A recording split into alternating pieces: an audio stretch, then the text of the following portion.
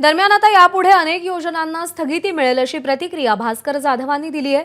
तर आनंदाचा शिधा दुःखाचा झाला असा टोला भाई जगताप यांनी लगावलाय।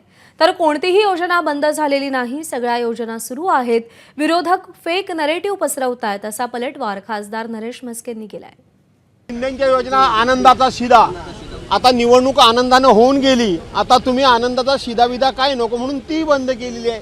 त्यामुळे उद्धव साहेबांना स्थगिती सरकार म्हणणारे लोक स्वतः काय कुठल्या कुठल्या विषयाला स्थगिती देत आहेत हे पहिल्या 3 महिन्यामध्ये आपल्या लक्षात आलं। पुढे बघत राहा, अनेक योजनांना स्थगिती मिळणार आहे। योजना सर्व सुरू आहेत,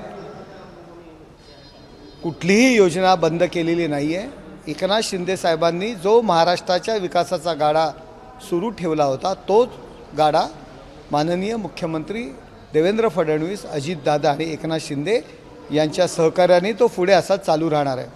शिवभोजन थाली आपल्याला माहिती असेल, 10 रुपयामध्ये गरीब मध्यमवर्गीय कामगार इतकी वर्ष तो जेवण जेवत होता आणि फार सुंदरपणे पूर्ण महाराष्ट्रामध्ये ही योजना चालली होती। त्या योजनेला सुद्धा या अर्थसंकल्पामध्ये एकही पैसा नाही। याचा दुसरा अर्थ असा होतो ही योजना बंद होईल।